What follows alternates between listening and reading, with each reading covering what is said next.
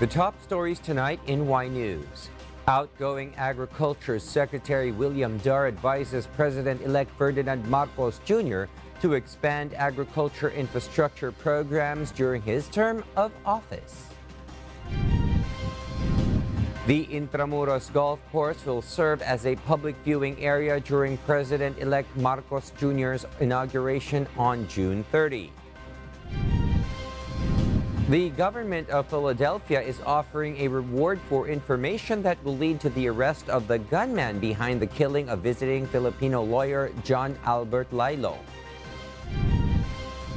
And a powerful earthquake rocked remote parts of Afghanistan and neighboring Pakistan, killing nearly 1,000 people. Good evening, Philippines and the world. Today is Wednesday, the 22nd of June, 2022. Join us in the next hour as we deliver today's top stories around the Philippines and in other parts of the world. I am William Theo. We are also seen in 1,935 satellite monitoring centers nationwide and via live streaming worldwide through the UNTV News and Rescue social media accounts. First in the news, Agriculture Secretary William Dar is now preparing to hand over the leadership of the Agriculture Department to President-elect Ferdinand Marcos Jr. The outgoing agriculture chief suggested the need for an infrastructure program in the agriculture sector. Rosa Licos explains why. 1.1 million hectares of agricultural farms in the country do not have access to an irrigation system as of today. As a result, the outgoing Agriculture Secretary requests a build or infrastructure program for the agriculture sector. This as the Agriculture Department will be temporarily headed by President-elect Bongbong Marcos Jr. beginning June 30. Dapat may build sa agriculture. May PPP sa agriculture. Great. So, the next 6 years, tapusin na itong 1.1 million hectares. He also suggested retrofitting existing irrigation dams and completing them with secondary and tertiary dams. Dar, on the other hand, believes that the agriculture sector will get better under PBBM administration. The new administration indicates that the Agriculture Department will be the government's top priority. Itong mensahe na neglected ang sektor ng agrikultura ay sinabi na rin niya nung kampanya. So this is a welcome development sa atin for President-elect Bongbong Marcos to take the leadership here in the agriculture sector so that maitama na niya yung priority to be given the sector and significant funding will have to be given as well. He also said that for the last years, DA has been under budgeted and farmers have not received adequate support. He is proposing that the next administration provide a budget of 270 billion pesos for the Agriculture Department in 2023. Rosa Licos, UNTV News and Rescue. We serve the people, we give glory to God. Websites allegedly linked to the Communist Party of the Philippines and have been blocked by the National Telecommunications Commission or NTC may avail of legal remedies according to the palace. Martin Andanar, acting presidential spokesperson and presidential communications secretary, says the recent NTC move was at the request of the National Security Council in performance of their mandate. National Security Advisor Hermogenes Esperon Jr. had priorly requested that the NTC block access to more than 20 websites affiliated with and supporting these terrorists and terrorist organizations. Among these websites owned by progressive groups are Save Our Schools Network, Pamalakaya Pilipinas and Bayan, as well as independent news organizations Bulatlat and Pinoy Weekly. President-elect Ferdinand Bongbong Marcos Jr. would like to iron out the processes of doing business in the Philippines if he allows full foreign ownership of power generation projects. Nel Maribuhok explains why. When it comes to renewable energy projects, President-elect Ferdinand Bongbong Marcos Jr. seems to be open to the idea of 100% foreign ownership. However, the incoming president mentioned that other issues must be considered. Kahit na silang may-ari, magbubukas kung sila lang ang magpapatakbo, nahihirapan silang things like ease of doing business, power supply, all of these things. So, and even the bidding process, kuminsan has this question, yung mga tinatawag na guarantees, legislative guarantees and regulatory guarantees. And I think if we can take care of all of that first, madali nang pumayag tayo dun sa 100% ownership. This is Marcos' opinion after Norway's Ambassador Jorn Johnson said his country is ready to invest in the Philippines to develop offshore wind farms. Johnson said foreign companies should own the majority of the equity in such investments, even though the envoy did not mention the need for full foreign ownership on that venture. A policy analyst, Michael Henry Yusinko, said it is high time for the next administration to consider amending the 1987 Constitution, specifically its economic provisions. And they will invest huge amounts of money, right? So naturally, they would want 100% control of the business, no? Because they're going to pour in billions and billions of dollars. So I can understand why they would want 100% ownership of the business. The Public Service Act signed last March by outgoing President Rodrigo Duterte allows for up to 100% foreign ownership of public services in the Philippines. However, this relatively new law only applies to power distribution and transmission, not power generation or production. Nel Maribuhok, UNTV News and Rescue. We serve the people, we give glory to God.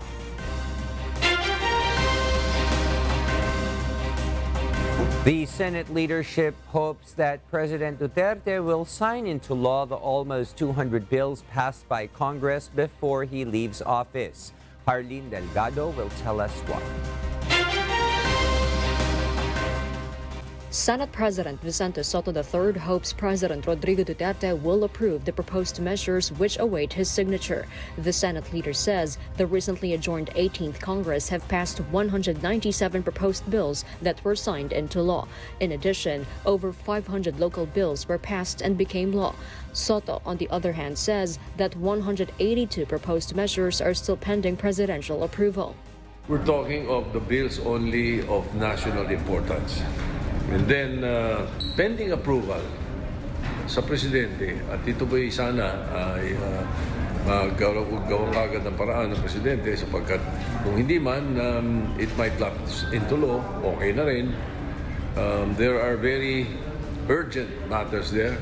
Some of the urgent matters to which Soto refers include a bill passed in the Senate in 2019 to establish a separate facility for prisoners convicted of heinous crimes, of which he is one of the main authors.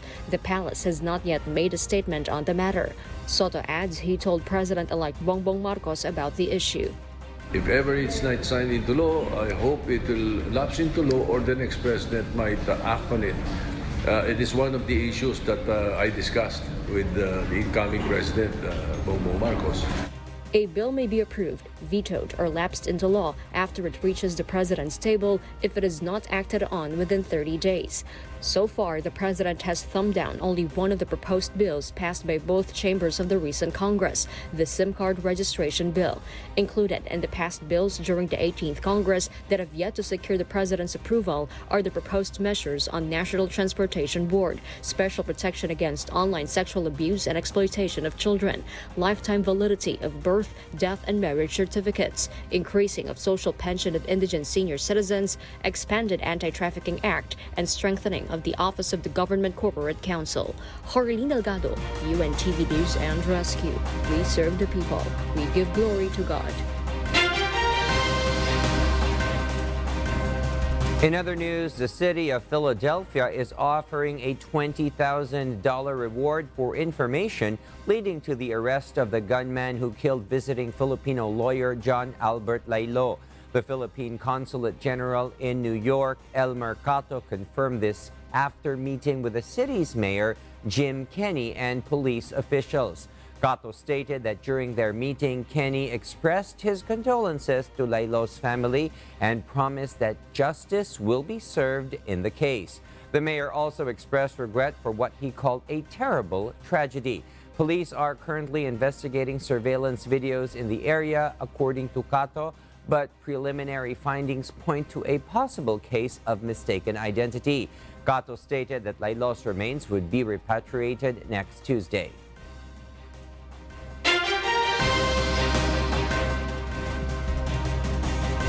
A 6.1 magnitude earthquake hit Afghanistan early today, killing at least 920 people and injuring hundreds, according to Taliban officials.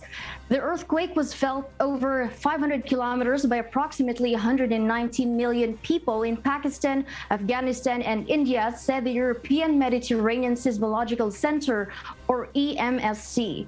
As stated by Interior Ministry official Salahuddin Ayubi, the death toll is likely to increase because some of the affected villages were in remote areas in the mountains. Authorities have already started a rescue operation and are looking for more casualties in the hope of minimizing further deaths and property loss. Ayubi went on to say that helicopters were used in the operation to reach injured people and distribute medical supplies and food. Concerns are growing as two new subvariants of COVID-19 emerge, increasing infection rates in the United Kingdom and sparking fears in other countries of a resurgence in cases soon. Nerissa Dando will give us the details live.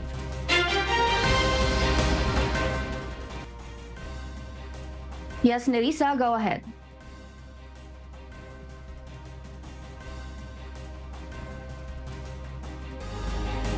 Contain mutations that have evolved to target human lung cells, making them potentially more harmful than other recent coronavirus sublineages. BA.4 and BA.5 Omicron subvariants feature 3 mutations to their spike proteins feared to be retaining their attack on human lung cells.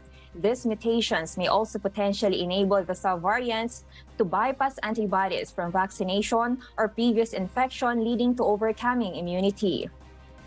Professor Kei Sato from the University of Tokyo in Japan has captured preliminary data indicating that the subvariants replicate more efficiently in the lungs, potentially suggesting greater risk of BA.4 and BA.5 to global health compared to the BA.2 Omicron variant.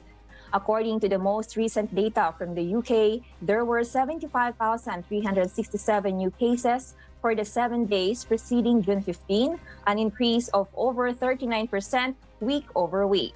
In the US, BA.4 and BA.5 account for approximately 21% of the cases. However, Marielle, it is yet unknown how dangerous the new subvariants are and whether they are capable of causing major illnesses. Marielle?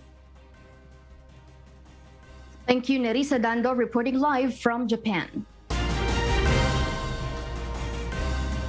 For the first time in history, South Korea launched its first domestically built rocket into space on Tuesday from the NATO Space Center in Goyong. The Nuri rocket, officials say it contains a set of satellites with no military purpose, but to help South Korea launch more satellites that will advance the nation's space industry and bolster defense arsenal against future spy satellites. The rocket placed a 375-pound performance verification satellite into orbit about 435 miles above our planet, with satellite already able to send data back to Earth from its position. South Korea is now the 10th country in the world to have sent a satellite into space using its own technology after years of trial and error. This could ensure the country's self-sustainability in the space industry. Supporters of President-elect Ferdinand Marcos Jr. will be accommodated in another area if they are not allowed to enter the National Museum on Inauguration Day, says the Philippine National Police. Leah Ilagan will tell us why. Police Lieutenant General Vicente Danao Jr., Philippine National Police Officer in charge, announced that the Intramuros Golf Course will be used as a viewing area for President-elect Ferdinand Bongbong Marcos Jr.'s inauguration on June 30. This is due to the National Museum's capacity of only 1-2 VIPs. But as Danao said, the golf course will also be limited to 1,000 people. A number of viewing areas will also be set up in nearby cities using digital billboards and large LED TVs. Danao adds on June 30, they will implement stricter inspection. Pinagbabawal po natin yung pagdadala ng mga bags, no? And any other covered materials. We will only allow transparent materials, kahit po yung mga lalagyan ng tubig, no? Lalagyan ng tubig na canisters na decolor, no? Pinagbabawal din po yan. Motorists are also advised to check the MMDA's rerouting plan as road closures will be in effect on the 26th of June. There will be traffic rerouting plan po, that will be effective June 26. We'll be having a traffic rerouting plan. And I know that the MMDA will be posting kung saan po yung mga rerouting plans po natin. 12:01 po ng June 26, so there will be an advisory to it, no? Kung saan po yung dapat dadaanan, saka kung saan po yung dapat hindi daanan. The PNP OIC guaranteed that they will ensure the President-elect Bongbong Marcos' inauguration is peaceful. Leia Ilagan, UNTV, News and Rescue. We serve the people. We give glory to God. The Philippine Coast Guard, or PCG, has announced that they will not enact a no-sail zone in Manila Bay during the inauguration of President-elect Ferdinand Marcos Jr. Dante Amento tells us why. The Philippine Coast Guard has not monitored any threat in connection with President-elect Ferdinand Bongbong Marcos Jr.'s inauguration on June 30. As a result, PCG Commandant Admiral Artemio Abu said there is no need for a no-sail zone, particularly in Manila Bay. But they still need to deploy PCG ships and other floating assets and personnel in the area for a possible protest rally like what a group of fishermen did in the past. Wala naman tayong nakikita na threat sa pagdating sa proclamation ng Pangulo natin. Pero siyempre dapat ay vigilant tayo and ready ang mga kasamahan natin, mga katauhan natin ng Philippine Coast Guard. But beginning June 30 at 12:01 a.m., the PCG will implement a no-sail zone on the Pasig River or within the Malacanang Restricted Area or RMA, which is also near the National Museum where President-elect Marcos will be inaugurated. We are deploying assets there. Nag-implement tayo ng closure dyan kapag mayroong malalaking event ang Pangulo natin sa Pasig River. Admiral Abu added that they will deploy 10 other floating assets in Pasig River, including aluminum hull vessels. Nakita naman po nyo ngayong umaga na nandiyan yung mga asset natin nakadeploy in coordination with the Armed Forces of the Philippines, the Philippine National Police, and the Presidential Security Group. Diyan po sa Pasig River and dito sa portion ng Manila Bay. The PCG will also deploy 500 personnel to assist the AFP and PNP during the historic event. Dante Amento, UNTV, News and Rescue. We serve the people. We give glory to God.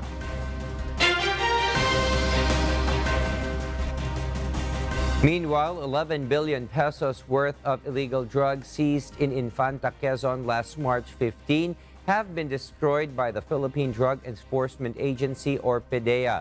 The NBI said that the illegal drugs were destructed on June 2 based on an order issued by the Regional Trial Court.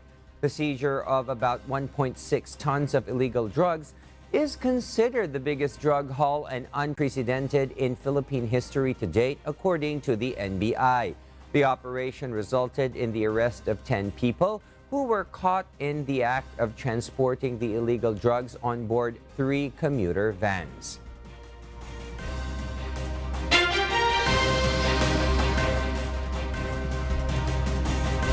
Tens of thousands of railway workers in Britain walked out of their jobs in what is said to be the largest transit strike in decades. Joselito Liquido will tell us why live.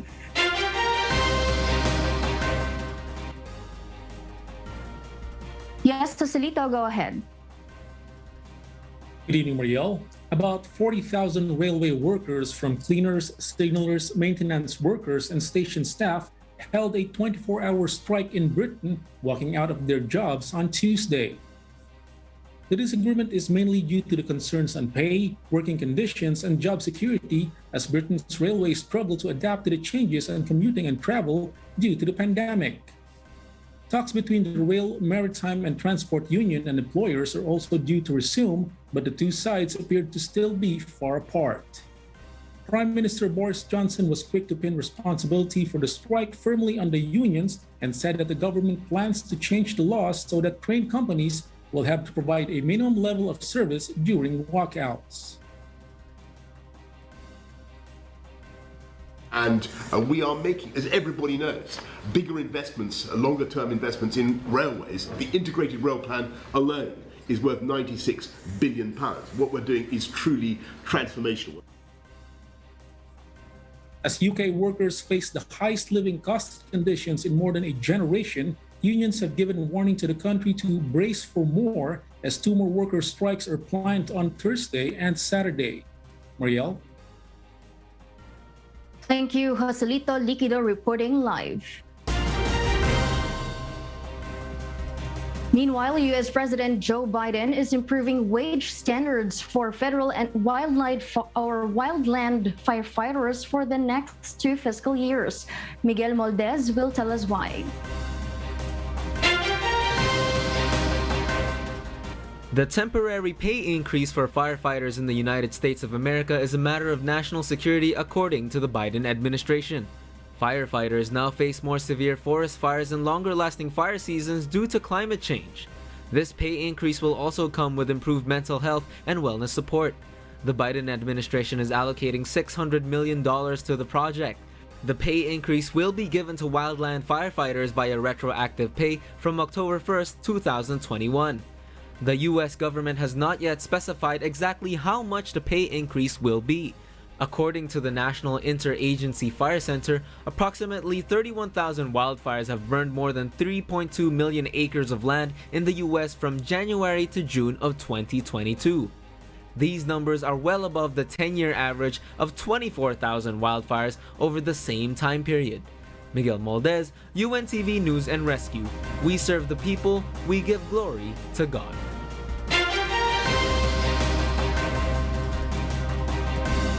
Archeologists are rushing to see the re-emergence of an ancient empire city in Iraq before it goes underwater again.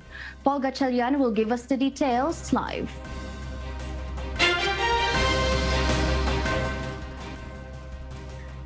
Yes, Paul, good evening.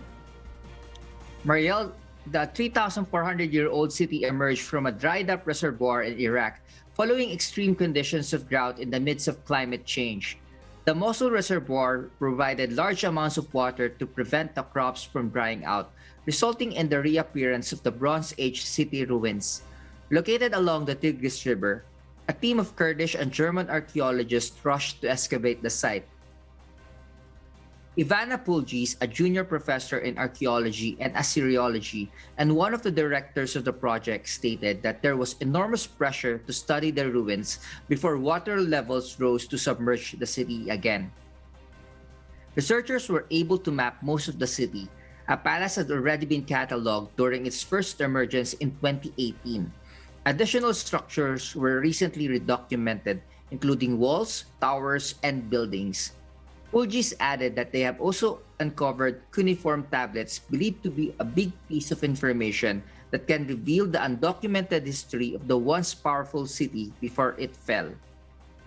The archaeological site believed to be Bronze Age city of Sakiku, a rich Mitanni empire that reigned in Middle Assyria from 1350 to 1100 BC. It was in the year 1980 that the Mosul Dam was built, completely hiding the ancient empire underwater. All artifacts are currently housed in the Duhok National Museum. Mariel? Paul, how were the archaeologists able to unearth these artifacts fully when the ancient city has been buried underwater for years? Well, Mariel, the archaeologists themselves were actually surprised to discover the well-preserved structures and artifacts. They were able to identify the use of unfired clay, which allowed the remains of the city to survive underwater for centuries until today. Back to you, Mariel. All right, thank you for that live report, Paul Gatchalian. And those are the reasons behind the news in other parts of the globe. I am Maria Latoza reporting live from Perth, Australia. Good evening. The Metropolitan Manila Development Authority, or MMDA, is looking for Japan's assistance in establishing more charging stations for electronic bikes and scooters. This comes after the agency opened the first EV charging facility today. Asher Kadapan Jr. details why. The Japan International Cooperation Agency supports developing countries' economic and social growth. The Philippine government has been in partnership with JICA primarily for country infrastructure projects. The Metropolitan Manila Development Authority sees this as an opportunity for them to put up more solar charging stations for electric bikes and kick scooters. MMDA Chairman Romando Artes explains why this is important in the present situation of increasing fuel prices. Minabuti natin sila isama dito kasi baka magustuhan nila itong ating proyekto at hopefully makakuha tayo ng grant sa JICA para nga makapagpatayo tayo ng mas marami all over Metro Manila. Today, the MMDA launched their first solar charging station for e-bikes and e-scooters in their Pasig City office. The charging station will be free to the public beginning Monday, June 27 from 6 a.m. to 7 p.m. Artis says they are still studying the project's expansion because such a facility has several requirements. Kailangan po kasing protektahan ito. Kita nyo, kailangan may structure. Consideration din po dyan yung kung saan ilalagay yung mga solar panels para ma-maximize po yung init ng araw. So, pag-aaralan po natin yan. Ang isa nga pong immediate na ating tinitingnan ay yung ating opisina sa Makati na malagyan po nito na along EDSA naman po. So, masa-service niya at least yung EDSA. On the other hand, the Electric Kick Scooter Philippines expressed gratitude for the government's support and efforts for e-scooter and e-bike riders. Maganda pong inisyatibo to. Actually, sinend ko nga ako sa grupo namin kanina. Talagang they really appreciate. Lalo na sinabi ni Chairman Artes na they're rolling out to sa ibang mga location pa po. No? So napakaganda po dahil ang gasolina ay mukhang hindi na hubaba po for the next few weeks. Kaya magandang adhikain po ito. Asher Kadapan Jr., UNTV News and Rescue. We serve the people, we give glory to God.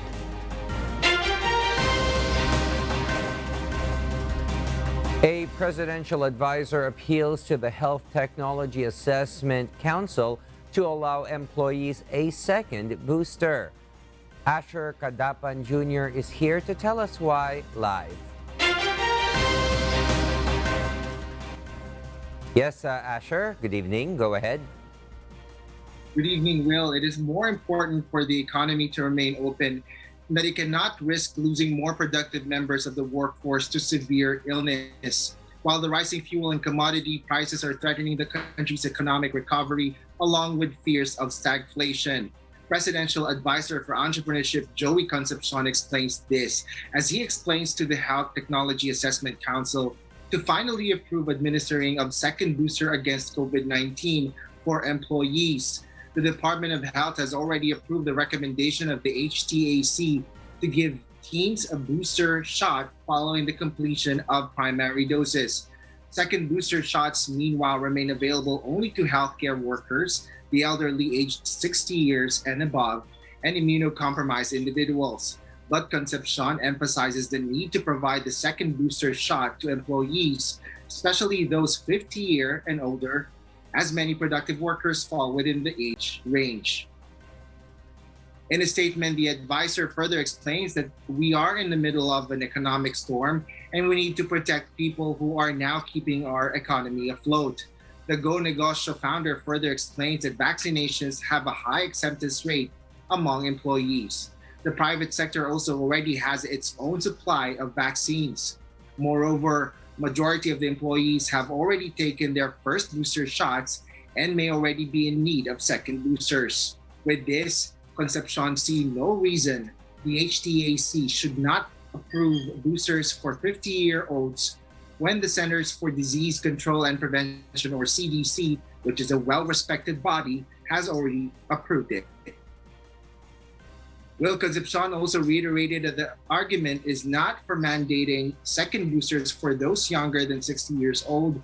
Rather, it's for making it available to those who need them for added protection against COVID-19. Will? Yes, thank you, Asher Kadapan Jr., reporting live from Quezon City.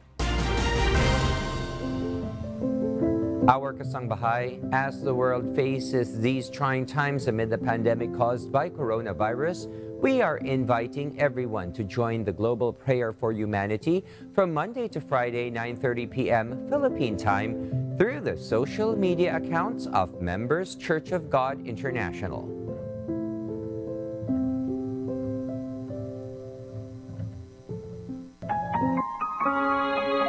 And before we close, we will leave you with a word giving glory to God from the book of Proverbs, chapter 11, verse 1. It says, "A false balance is abomination to the Lord, but a just weight is His delight."